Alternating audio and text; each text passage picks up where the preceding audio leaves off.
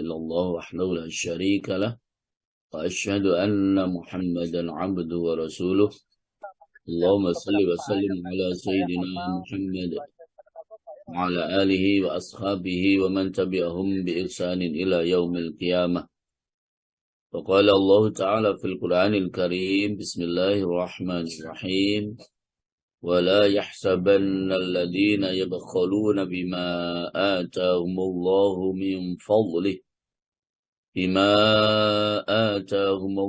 من فضله هو خيرا لهم بل هو شر لهم سيطوقون ما بخلوا به يوم القيامة ولله ميراث السماوات والأرض والله بما تعملون خبير. Sadaqallahul Azim. Amma ba'd. Mukarram Ustaz Dr. Andes Haji Suwardi yang saya muliakan, para ustadzah yang ikut bergabung dalam kajian online Asy-Syifa pagi hari ini yang saya muliakan, Bapak Ibu jamaah setia kajian online Asy-Syifa di mana saja panjenengan berada yang saya muliakan. Alhamdulillahirabbil alamin. Senantiasa kita dianjurkan untuk bersyukur kehadirat Allah Subhanahu wa taala atas nikmat, rahmat, taufik, hidayah, inayahnya yang Allah Subhanahu wa taala berikan kepada kita sekalian. Dan atas nikmat, rahmat, taufik, hidayah, inayahnya itulah sehingga kita bisa melakukan aktivitas demi aktivitas dengan sebaik-baiknya pula, yang semuanya itu kita berharap agar seluruh aktivitas yang kita lakukan ini benar-benar mendapatkan ridho dan barokah dari Allah Subhanahu wa ta'ala.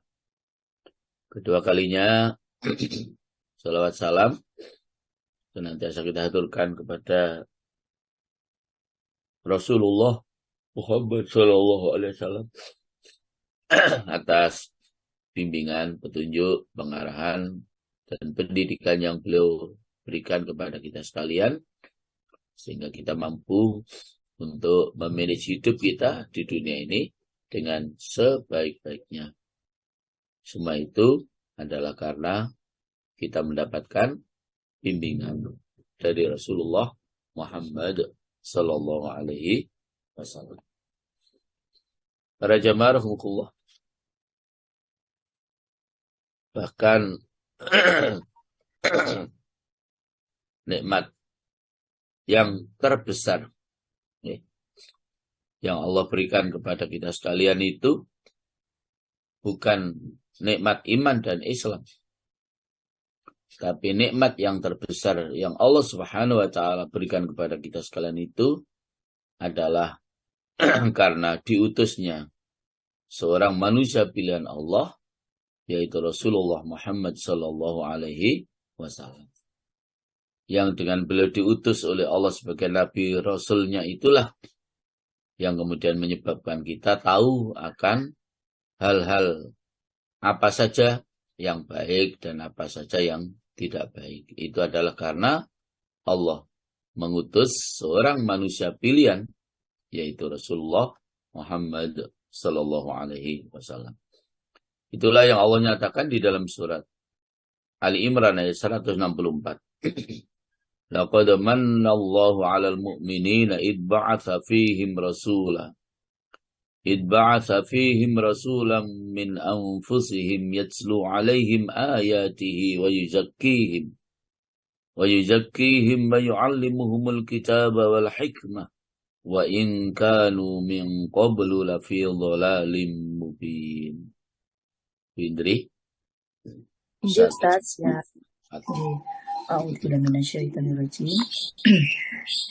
Sungguh Allah telah memberi karunia kepada orang-orang beriman ketika Allah mengutus seorang Rasul Muhammad di tengah-tengah mereka dari kalangan mereka sendiri, yang membacakan kepada mereka ayat-ayatnya, menyucikan jiwa mereka, dan mengajarkan kepada mereka kitab Al-Quran dan hikmah atau sunnah. Meskipun sebelumnya mereka benar-benar dalam kesesatan yang nyata. Bapak Ibu rahimahullah, begitu mudah ayat ini kita pahami. Jadi sebelum Allah mengutus beliau itu, mereka benar-benar dalam kesesatan yang nyata. Wa in kanu min qablu lafi dhalalim mubin. Dengan diutusnya beliau lah kemudian kita menjadi orang yang beriman kepada Allah. Kita menjadi seorang muslim itu karena diutusnya beliau. Jadi itu nikmat terbesar adalah karena Allah mengutus seorang manusia yang menjadi nabi dan rasulnya, itulah Rasulullah Muhammad sallallahu alaihi wasallam. Yang tugas beliau adalah mengajarkan ayat-ayat Allah dan mensucikan jiwa mereka yang saat itu penuh dengan kotoran kesyirikan, kemunafikan, kedoliman. Bahkan Rasulullah juga mengajarkan kepada kita al-hikmah, sunnah beliau. Baik, Bapak Ibu rahmatullah, kita sudah bahas beberapa hal tentang fadilah dan keutamaan dermawan, pemurah. Sekarang, selanjutnya para jamaah, kita akan sampaikan tentang tercelanya sifat kikir, lawan katanya sifat pemurah. Tercelanya sifat kikir, sifat bakhil, bahasa Jawanya sifat medit. Ya, gitu. Allah Subhanahu wa taala berfirman di dalam surat Al-Hasr, surat 59, Indri, ayat yang ke-9. Di penghujung ayat itu Allah dawuh, "Wa may yuqa syuhha nafsihi fa ulaika humul muflihun." Artinya dibaca lengkap Bu Indri, monggo. Iya Ustaz. Dan orang-orang Ansor yang telah menempati kota Madinah dan telah beriman sebelum kedatangan mereka Muhajirin, mereka mencintai orang yang berhijrah ke tempat mereka. Dan mereka tidak menaruh keinginan dalam hati mereka terhadap apa yang diberikan kepada mereka Muhajirin. Dan mereka mengutamakan Muhajirin atas dirinya sendiri, meskipun mereka juga memerlukan. Dan siapa yang dijaga dirinya dari kekikiran, maka mereka itulah orang-orang yang beruntung. Wa man yuqa syuhha nafsihi fa ulaika humul muflihun. Dan siapa yang dipelihara dari kekikiran dirinya, mereka itulah orang-orang yang beruntung. Jadi Bapak Ibu rahimahullah, justru orang-orang yang beruntung itu adalah orang-orang yang dijaga oleh Allah dari sifat kikir, dari sifat bakhil. Itulah orang yang beruntung. Bukan orang yang kikir, orang yang beruntung. Bukan orang yang bakhil, orang yang beruntung. Tapi justru orang-orang yang dijaga oleh Allah dari sifat kikir, dari sifat bakhil, itulah orang-orang yang beruntung. Di mana nilai keuntungannya? Banyak sekali. Di antaranya, misalnya yang pasti terjadi dalam kehidupan kita, dengan kita tidak kikir alias dermawan, alias pemurah, ketika kita memberikan sesuatu kepada orang lain, apakah itu secara personal maupun secara sosial, pasti para jamaah kita akan didoakan dengan doa yang terbaik dengan kita memberikan sesuatu itu. Pasti jamaah. Itulah keuntungan kita yang pertama. Jadi justru doa terbaik akan selalu meluncur, dialamatkan kepada kita dengan kita tidak menjadi orang yang bakhil, tidak menjadi orang yang kikir. Berikutnya para jamaah, keberuntungan kita Dengan kita terhindar dari sifat kikir, berarti kita menjadi orang yang dermawan, orang yang pemurah. Maka apapun yang kita infakkan, yang kita sodakohkan, yang kita jariahkan, yang kita hibahkan, yang kita wakafkan, itulah para jamaah, sesungguhnya harta kita yang sebenarnya. Jadi sekali lagi, itulah sesungguhnya harta kita yang sebenarnya. Yang panjenengan infakkan ketika masih dalam kondisi sehat seperti sekarang ini. Itulah sekali lagi harta kita yang sebenarnya. Yang akan menolong kita nanti di akhirat. Ya, dengan keikhlasan kita di dalam berinfak. Di dalam bersedekah. Coba kalau dalam satu pembangunan masjid misalnya. Lalu kita sekalian berebut untuk bersedekah, berinfak. Sampailah masjid itu selesai pembangunannya. Kemudian setelah selesai pembangunan itu, masjid itu tidak pernah sepi dari orang-orang yang selalu beribadah kepada Allah Subhanahu wa Ta'ala. Mungkin mulai dari kajian subuh sampai kajian maghrib sampai isya. Mungkin juga ada anak-anak yang belajar membaca Al-Quran. Mungkin di situ juga ada bapak ibu yang juga mungkin belajar ilmu dan seterusnya. Apalagi yang selalu kemudian masjid itu ditempati untuk melakukan ibadah yang paling pokok dalam hidup ini, yang namanya sholat. Masya Allah. Disitulah keberuntungan kita yang luar biasa para jemaah. Jadi justru orang-orang yang kikir itu yang ghairul muflihun. Orang-orang yang kikir itu adalah orang-orang yang tidak beruntung. Ya. Makanya siapa yang dijaga oleh Allah dari sifat kekikiran, dari sifat bakhil dalam hidup ini, sekali lagi dialah orang-orang yang beruntung. Beruntung di dunia, beruntung di akhirat. Yakinlah dengan kita selalu ikhlas menginfakkan sebagian daripada harta kekayaan kita. Disitulah ada jalan-jalan bagi kita agar kita tetap sehat, agar kita tetap berada di jalan yang lurus, agar kita tetap menjadi orang-orang yang selalu dicintai oleh Allah Subhanahu wa Ta'ala. Karena itu pula Allah lebih menegaskan lagi para jamaah di dalam surat Ali Imran yang sudah saya baca di dalam muqaddimah tadi. Bismillahirrahmanirrahim. ولا يحسبن الذين يبخلون بما آتاهم الله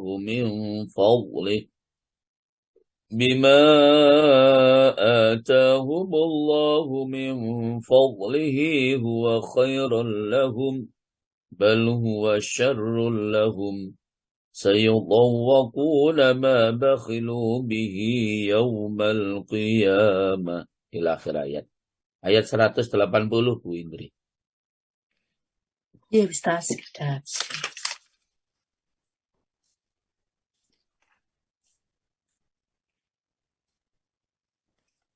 Yeah. Dan jangan sekali-sekali orang-orang yang kikir dengan apa yang diberikan Allah kepada mereka dari karunia-Nya mengira bahwa kikir itu baik bagi mereka. Padahal kikir itu buruk bagi mereka. Apa harta yang mereka kikirkan itu akan dikalungkan di lehernya pada hari kiamat. Milik Allah lah warisan apa yang ada di langit dan di bumi. Allah Maha Teliti terhadap apa yang kamu kerjakan. Bapak Ibu, ayat ini tampak juga harus kita tafsirkan. Artinya dengan terjemah letterlocknya saja sudah mudah kita pahami. Jadi bahwa kebakhilan itu, ya, yang menyangka mereka baik itu menurut Allah justru sebenarnya kebakhilan itu adalah hal yang buruk bagi mereka. Jadi bukan huwa khairul lahum, kikir itu bukan kebaikan, tapi bahkan bal huwa syarrul lahum. Sifat kikir, sifat bakhil itu adalah keburukan bagi mereka. Ya sebaliknya kalau kita kikir itu kan mesti doanya yang dialamatkan kepada kita kan mesti doa yang jelek-jelek. Mesti doanya kan dari orang-orang itu akan datang kepada kita doa yang jelek-jelek. Karena kekikiran kita, kebakilan kita. Jadi bakhil itu bukan sesuatu yang baik. Tapi bakhil itu sesuatu yang buruk. Ini Allah sendiri yang menegaskan. Sehingga dengan jelas Allah dawuh kalau bakhil itu adalah keburukan. Kenapa kita masih memelihara sifat itu? Kenapa kita masih eman-eman untuk menginfakkan sebagian harta kita? Orang bakhil itu jelas kata Allah, bal huwa syarrul lahum, itu adalah keburukan buat mereka. Bukan khairul lahum, bukan kebaikan buat mereka. Tapi justru syarrul lahum. Ya, keburukan buat mereka yang bakhil itu.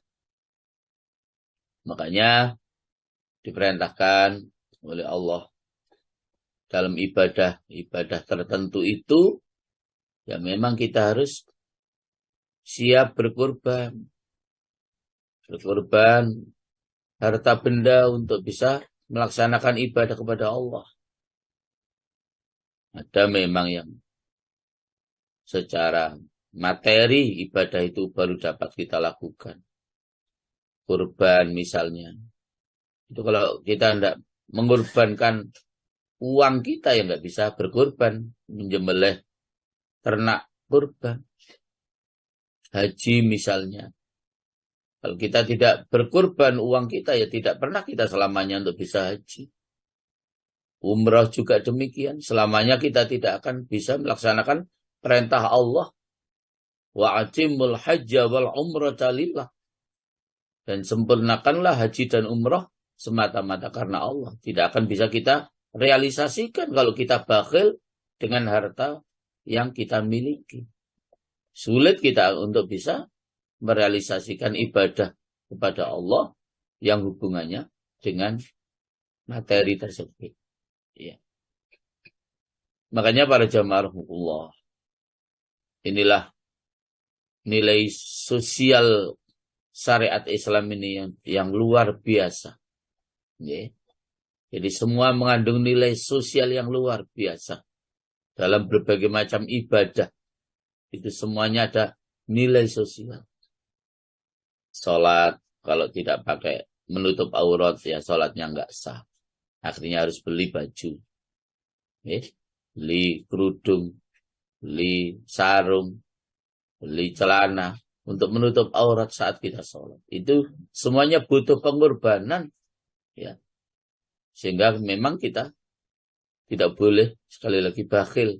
Apalagi bakhil terhadap diri sendiri. Dan ingat kata Allah di penghujung ayat itu. Harta yang mereka bakhilkan itu akan dikalungkan kelak di lehernya di hari kiamat. Masya Allah. Jadi harta panjenengan yang banyak itu yang tidak pernah disedekahkan, yang tidak pernah diinfakkan itu nanti akan dikalungkan di leher kita.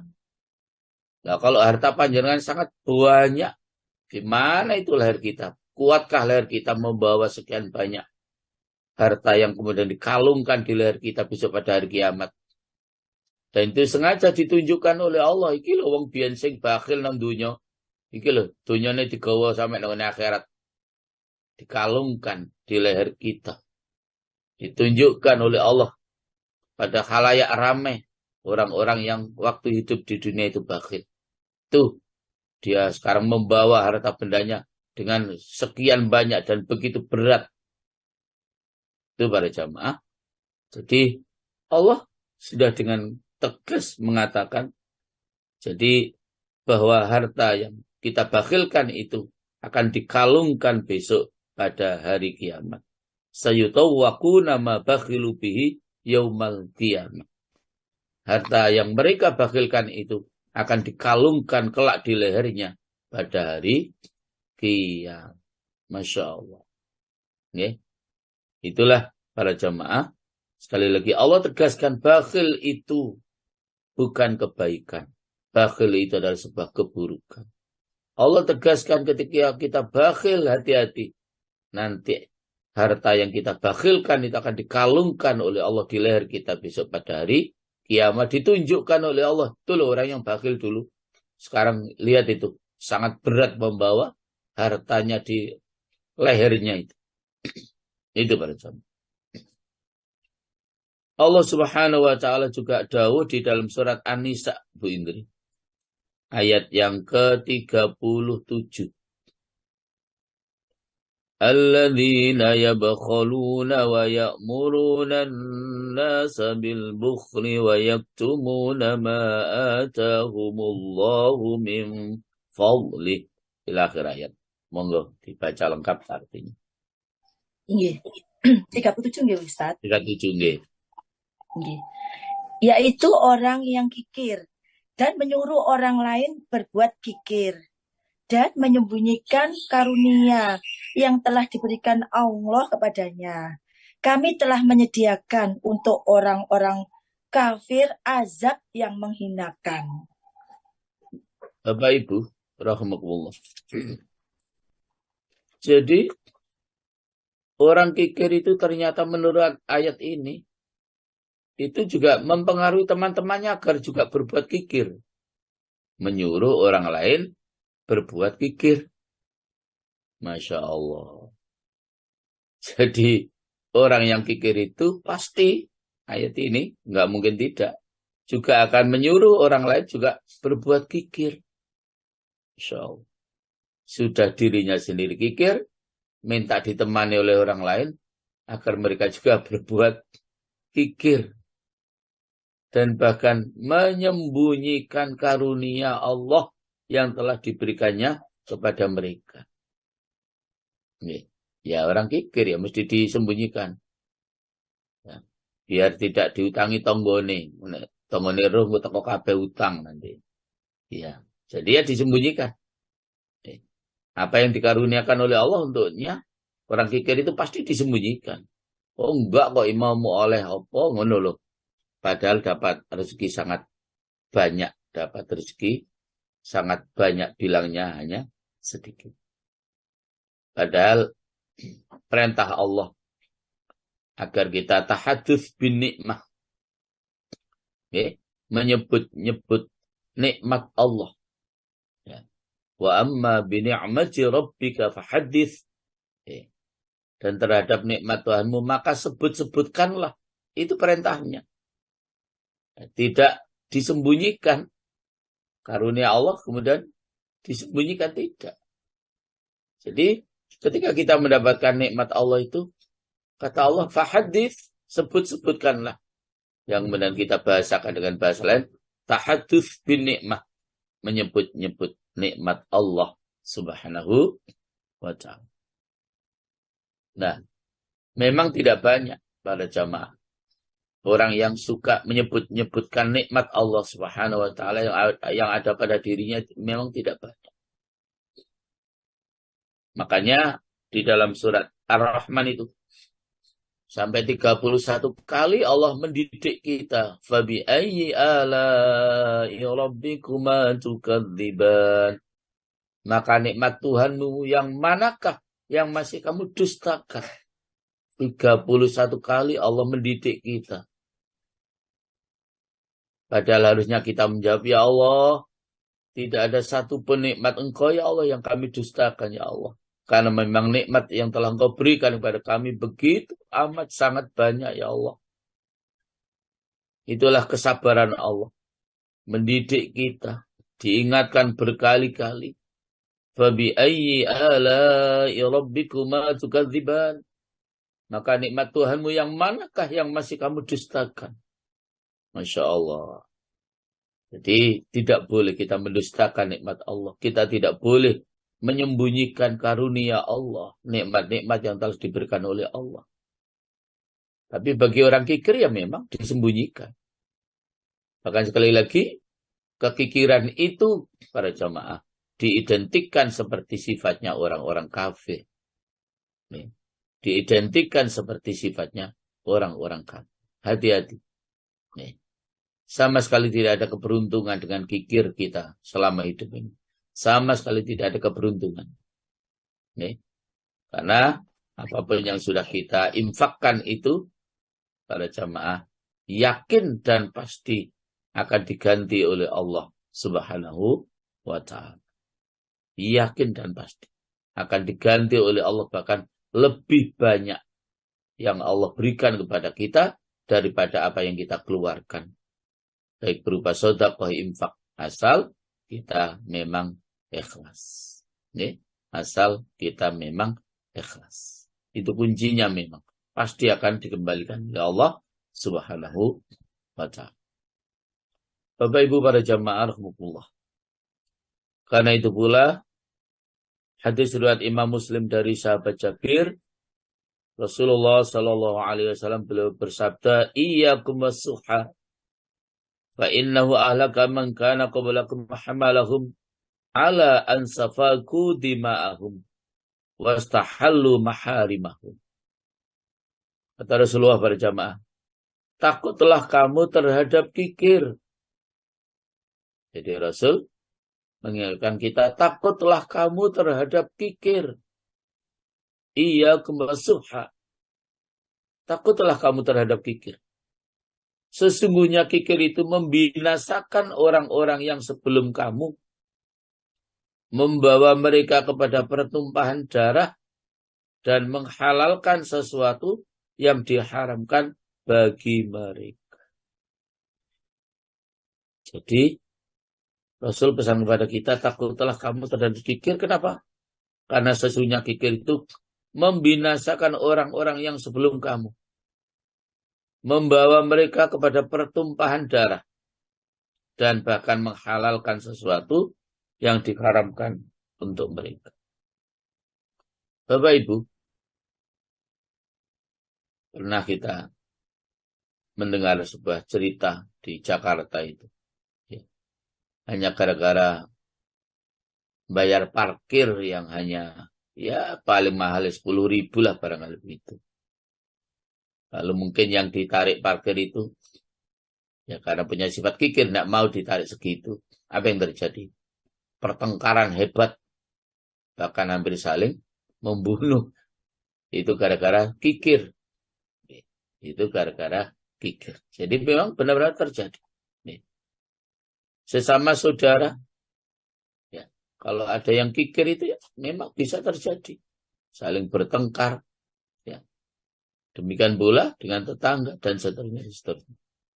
Maka kata Rasulullah, takutlah kamu terhadap sifat kikir itu.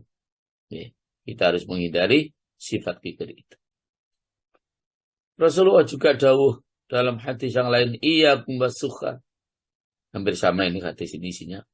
Fa innahu da'a man kana qablakum fasafaku dima'ahum fastahallu maharimahum wa da'ahum faqata'u arhamahum. Jagalah dirimu dari kikir. Sesungguhnya kikir itu mengajak orang sebelum kamu, lalu mereka menumpahkan darah. Kikir itu mengajak mereka, lalu mereka menghalalkan sesuatu yang diharamkan bagi mereka.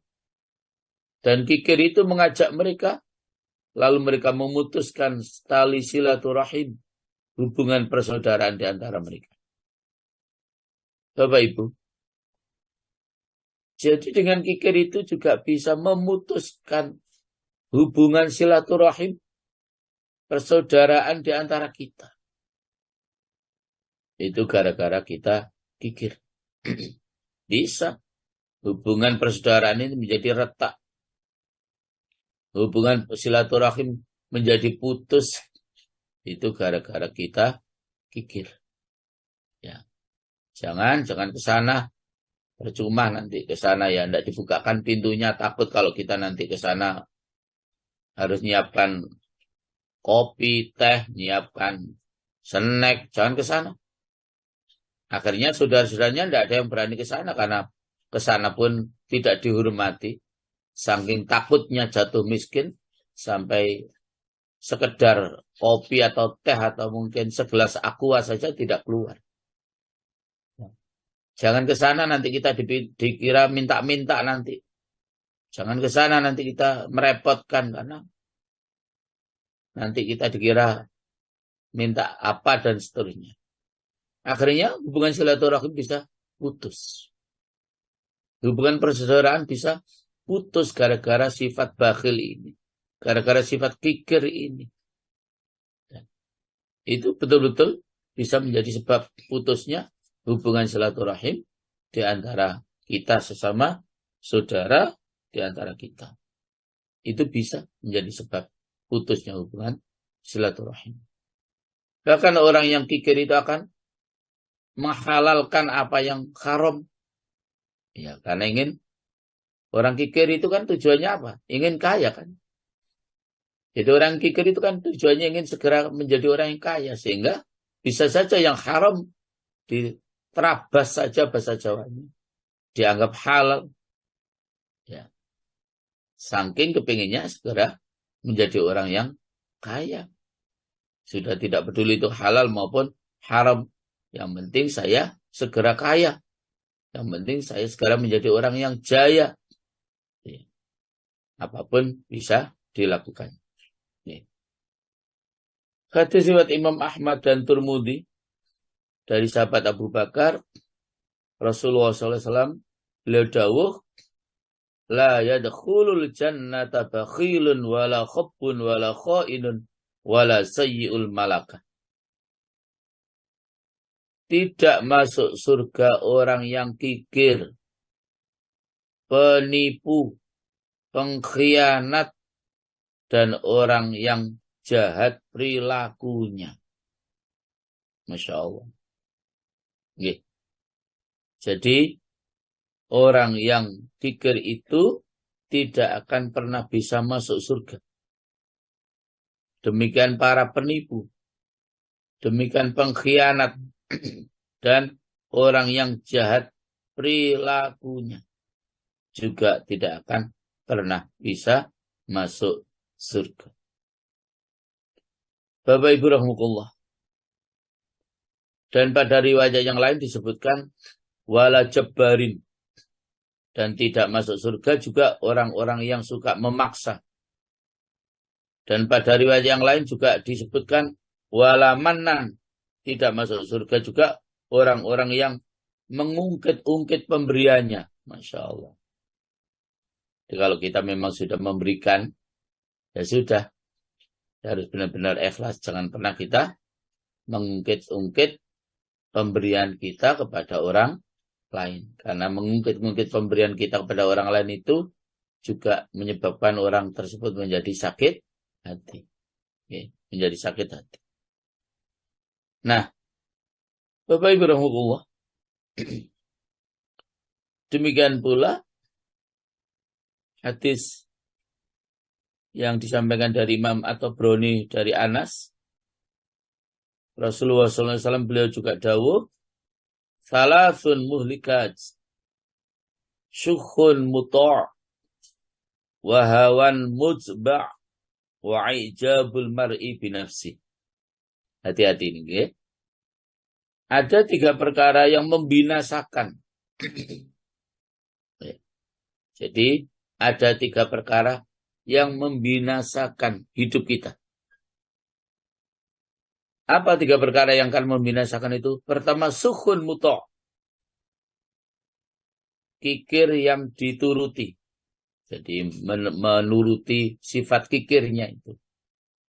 Ya, jadi, mengikuti sifat kikirnya itu. Artinya ya kikir itu sendiri yang akan membinasakan. Kikir yang dituruti.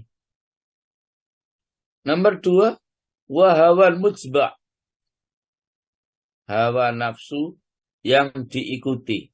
Masya Allah. Jadi Islam ini datang bukan menghilangkan nafsu, mboten.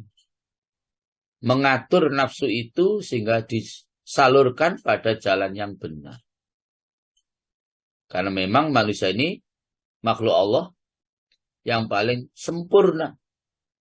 Tidak sebagaimana malaikat yang tidak punya nafsu, maka malaikat itu wajar kalau tidak pernah salah. Orang nggak punya nafsu, ya, nggak butuh apa-apa. Itu malaikat memang, ya, tidak butuh apa-apa. Memang tidak diberikan nafsu oleh Allah. Nggak butuh uang, nggak butuh perempuan, tidak butuh apa-apa, tidak punya nafsu. Demikian pula hewan. Hewan itu hanya dikasih nafsu tapi tidak dikasih akal. Asal kelihatan rumput hijau ya dimakan saja. Nggak peduli itu rumputnya siapa. Asal ketemu rumput ya dimakan saja. Itu hewan. Karena hanya nafsu. Ya, tapi tidak diberikan akal oleh Allah. Nah, yang sempurna itu memang manusia. Ya diberikan akal, ya diberikan nafsu. Maka akal itulah para jamaah yang akan membimbing nafsu kita. Oh, jangan, ini tidak boleh. Itu akal yang akan membimbing kita. Lakukan, ini boleh. Itu memang akal yang akan membimbing kita. Maka wajar ketika Allah dawuh laqad khalaqnal insana fi ahsani taqwim. Sungguh kami telah menciptakan manusia itu dengan sebaik-baik bentuk.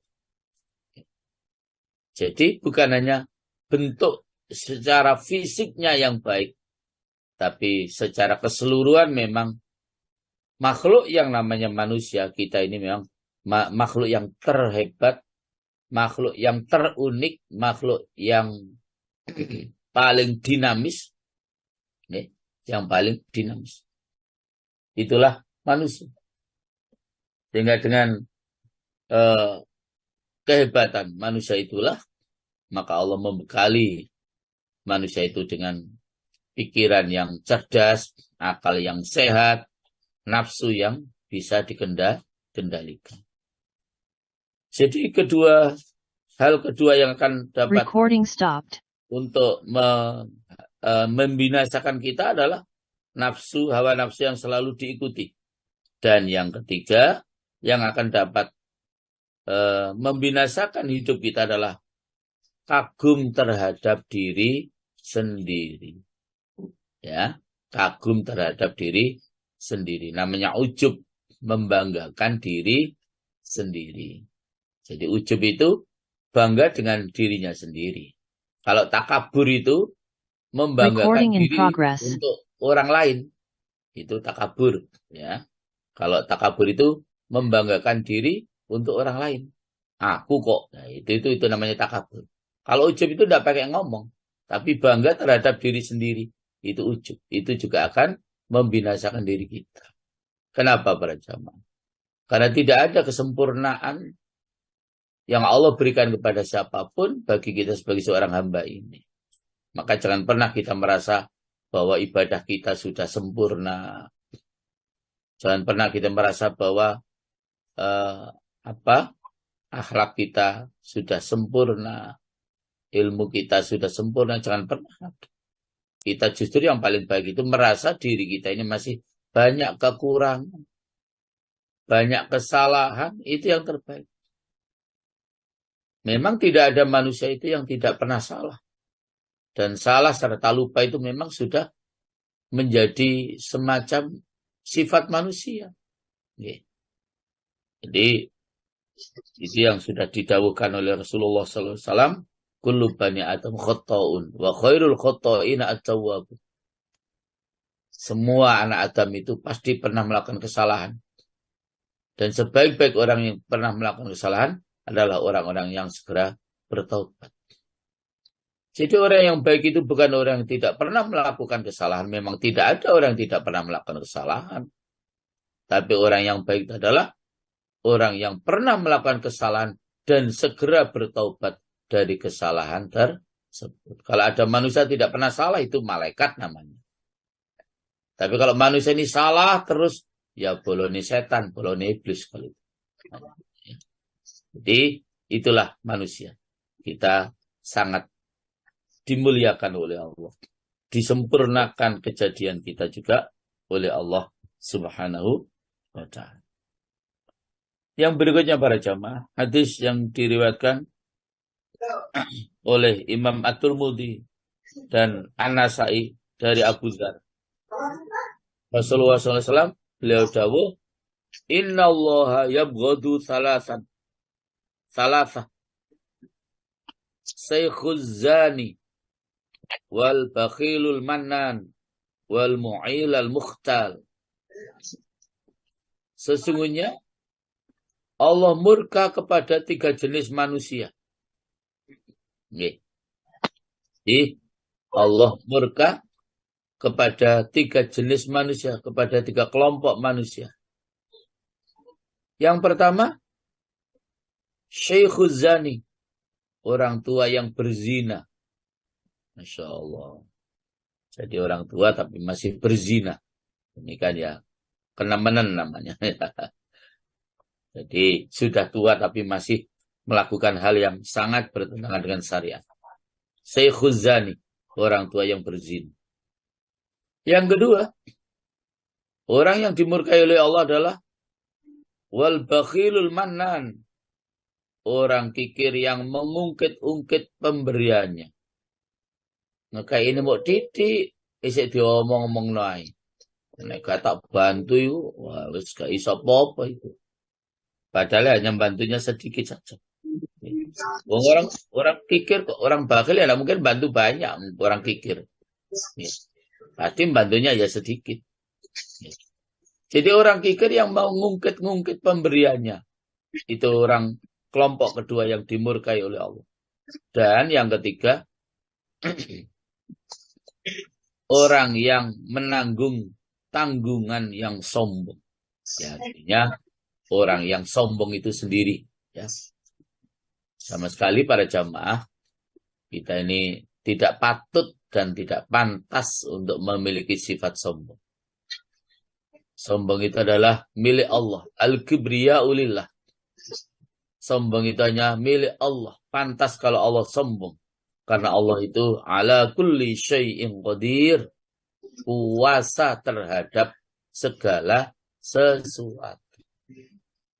Apa yang kita sombongkan dalam hidup ini para jamaah? Karena dalam hidup ini siapapun kita tidak bisa hidup dengan sempurna tanpa bantuan orang lain.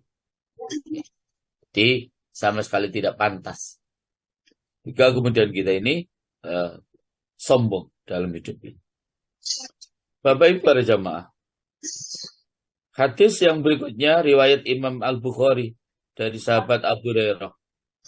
Rasulullah Shallallahu Alaihi Wasallam beliau bersabda, "Mathalul mumfik wal bakhil kama thali rajulaini alaihima jubbatani min hadidin milladun sadayihima ila tarakihima. Fa ammal mumfiku fala yumfiku syai'an illa sabagat aw wafarat ala jildihi hatta tukhfi bananahu. Wa ammal bakhil fala yuridu ay yumfika syai'an illa qalasat walazimat kullu halaqatin makanaha hatta akhadat bitarakihi fahuwa yuwassi'uha wala tattasi'a." Perumpamaan orang yang menafkahkan hartanya dan orang kikir. Jadi Rasulullah menjelaskan tentang perumpamaan orang-orang yang menafkahkan hartanya dan orang yang kikir. Adalah seperti 2 orang laki-laki yang keduanya memakai baju besi dari mulai kedua teteknya sampai tulang di atas dadanya. Adapun yang menafkahkan hartanya itu, kecuali baju itu menjadi panjang atau menjadi sempurna menutup kulitnya, sehingga menutupi ujung jari-jarinya. Adapun orang yang kikir, maka ia tidak ingin menafkahkan hartanya itu, kecuali baju itu menjadi susut dan tiap-tiap bagian tetap pada tempatnya, sehingga baju itu memegangi tulang dadanya. Ia berusaha melonggarkan baju itu, tetapi baju itu tidak mau longgar. Masya Allah. Jadi Rasulullah dalam hadis riwayat Imam Al-Bukhari ini menggambarkan antara orang yang dermawan dengan orang yang kikir. Itu seperti dua orang lelaki yang keduanya memakai baju besi dari mulai kedua teteknya sampai tulang di atas dadanya. Tapi bagi orang yang tadi dermawan, walaupun semula baju besinya hanya di dadanya ini, tapi akhirnya bisa menutupi seluruh tubuhnya. Bisa menjadi memanjang, melebar, menutupi seluruh tubuhnya. Walaupun awalnya hanya bisa menutupi dada dan teteknya saja. Tapi orang yang suka bersedekah, orang yang dermawan itu, akhirnya baju besi itu memanjang sendiri. Sehingga menutupi sampai jari jemari. Maka demikian orang yang kikir, berusaha untuk memanjangkan bajunya, tapi justru baju besinya tetap seperti itu, tetap susut, dan tidak mau menjadi lebar, tidak mau menjadi panjang. Itu barangkali sebuah analog para jamaah. Bahwa ketika kita ini menjadi orang pemurah, yakin para jamaah, harta kita justru akan ditambah oleh Allah. Harta kita pasti akan ditambah oleh Allah. Tapi kalau kita menjadi orang yang bakhil, justru harta kita akan menjadi susut. Bahkan pada penjelasan Jumat yang telah lalu sudah saya sampaikan, hati-hati kalau kita ini bakhil, maka harta kekayaan kita yang ada pada diri kita itu, menurut hadis Rasulullah, akan dipindahkan oleh Allah kepada orang lain yang memiliki sifat yang dermawan. Jadi akan dipindahkan oleh Allah dari sifat yang bakhil tadi kepada sifat orang-orang yang dermawan. Di para jamaah, sekali lagi, ini sebuah analog bahwa kebakhilan, kekikiran kita itu sama sekali adalah tidak menguntungkan dalam kehidupan kita di dunia, apalagi sampai kepada kehidupan kita di akhirat. Bapak Ibu, hadis riwayat Imam At-Tirmidzi, Rasulullah dawuh, khoslatani la tajtami'ani fi mu'min, al-bukhlu wa su'ul khuluq. Dua perkara ini tidak akan berkumpul pada orang mukmin, yaitu kikir dan jelek budi pekerti. Masya Allah. Jadi kalau kita mengaku sebagai seorang mukmin, tidak boleh kikir. Karena dua perkara ini tidak mungkin kumpul pada orang mukmin. Dua perkara ini tidak mungkin ada pada diri orang mukmin, yaitu sifat kikir, yang kedua jelek budi pekerti kita. Nah, saya bahasakan, kalau kita menjadi orang mukmin, maka jangan kikir, maka jangan juga berbudi pekerti yang jelek. Kalau kita menjadi orang yang kikir, kalau kita masih berperilaku yang jelek, berarti kita belum mukmin yang sempurna. Masih mukminan saja.